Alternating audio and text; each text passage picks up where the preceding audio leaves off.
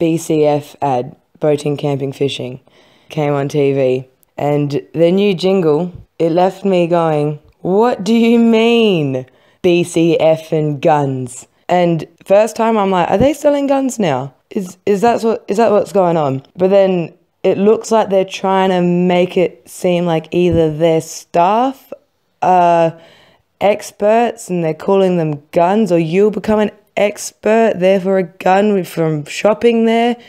Either way, I'm not too clear, but it definitely made my ears prick up. So I looked into it and just finding other comments on like the YouTube video, and I read it, and this one site which is really well named, That's Fishy, but it's about fishing. People commenting going, so they don't sell guns or they do?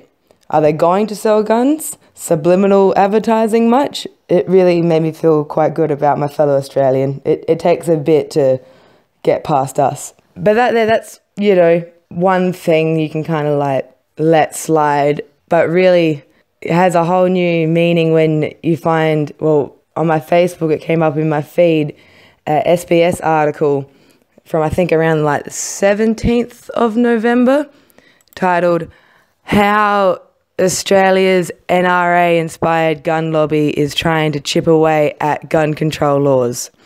Yeah.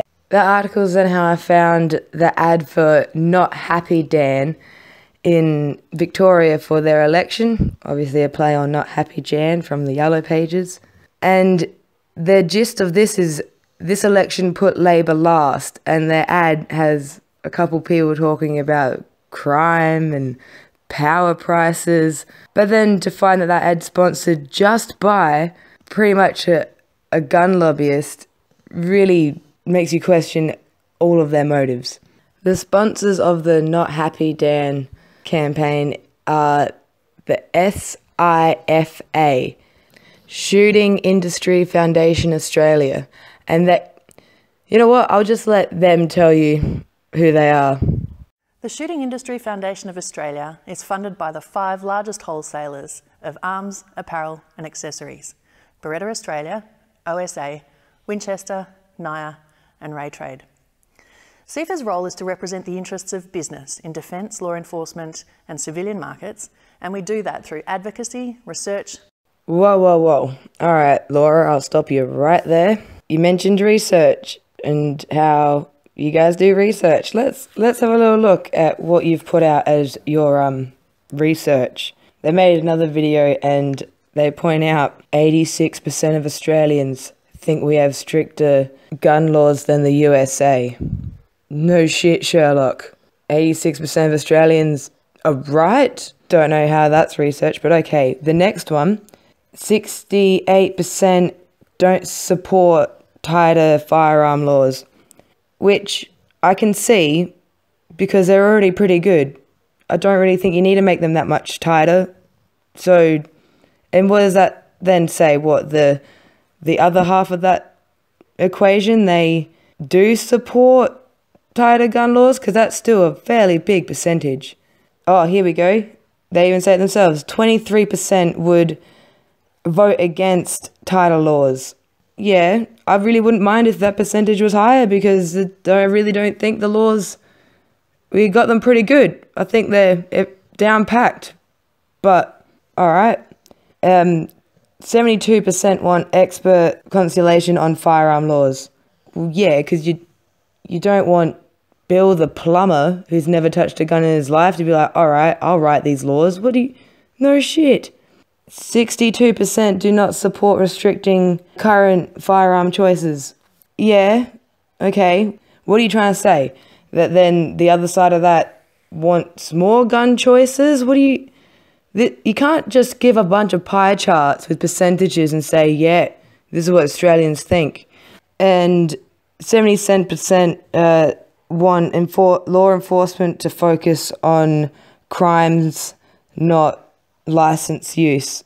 These are just like, I don't really think it's research if you just go, this percentage agrees with the obvious. But yeah, at the bottom they point out that they use the Sexton Marketing Group, which I had a little look at their page, and some things that really stood out to me were how their methodologies defining our clients' research needs, designing a research program or activity to provide the information needed, and then designing questions and everything. It's like, wow, you've really like paid people to think about how they can really get some gotcha questions to make it seem like as many people want as many guns as they can, and this is the best you could do? Point out the obvious, and then, all right, yeah, research. Okay, let's see what else she has to say. Right now, we're running a political campaign in Victoria after running a similar campaign in Queensland last year. In Queensland, the Flickham campaign called for voters to put the majors last, which resulted in the lowest primary vote for Labor and the Liberal Nationals in history. But at the end of the day, Flickham didn't result in a change of government in Queensland. That's why Not Happy Dan calls on Victorian voters to put Labor last. Not because Labor is any worse than the Liberals, simply because Labor is in government. All right, so Not Happy Dan in Vic and Flickham in Queensland, all just to mainly down the major parties, which is really interesting because the Flickham campaign in Queensland, which then, you know, would leave parties like One Nation and the Bob Katter Party, when Bob, he's like the father-in-law of some, I think he's one of the largest importers of small firearms. Well, isn't that convenient? Oh, and talking about Queensland, there was another article on ABC, which is Queensland Minister receives rape threats after opposing Christmas gun billboard, where it's legit this billboard that says Santa knows what you really want for Christmas, and a chick holding a handgun. And I guess this minister probably said a handgun isn't a good Christmas present, and then received rape threats. Jesus Christ. Yeah, nah.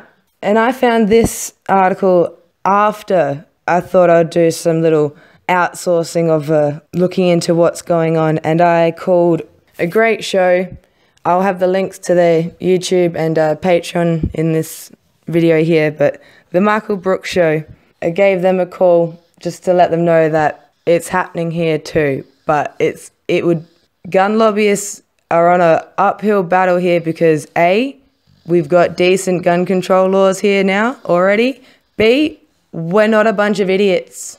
But here's the call. Just want to point out I wasn't interrupting. There was a bit of a time delay. Don't want to seem rude. Hey, what's on your mind?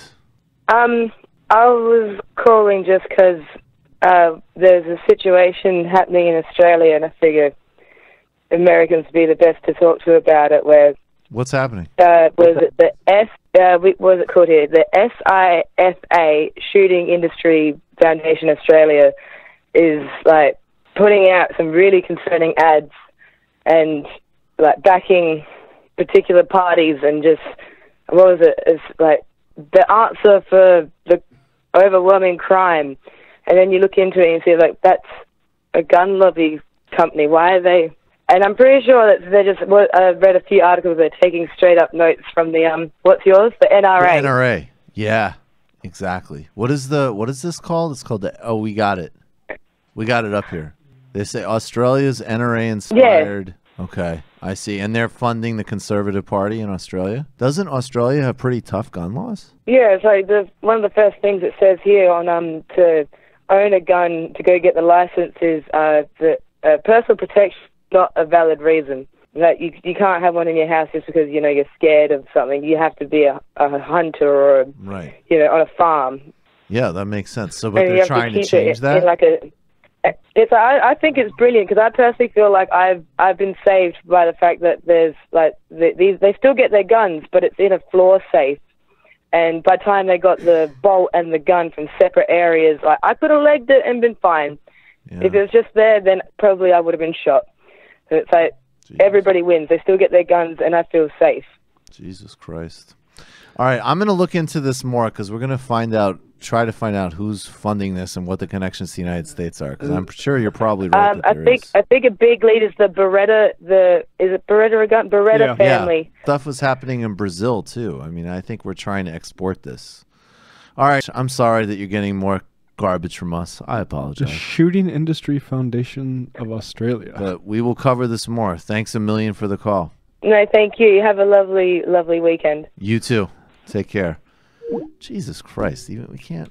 I mean, imagine, what do you think a gun company thinks when they look at Australia? This a market opportunity. Yeah, a colonialist nation with a bunch of white people that don't have guns. A bunch of white people, a bunch of race issues, a bunch of Australia's a ripe market for that bullshit. But when was the buyback? What was that? The 90s? I think it was. I thought it was even more recent. 90s or 2000s. It was 90s or 2000s. Wasn't that long ago? I mean, it was just like it's so recent. It's like around Columbine or something like that, right? Yeah. But they had a mass shooting, and they just were like, "We're not going to deal with this, mate." Yeah. Just deal with it. Right. They just dealt with sorted. It. Right. It's sorted out. It's sorted. Yeah. All right. So I hope for their sake that the BCF thing's all just a coincidence. But if they end up trying to sell guns, someone owes me a beer.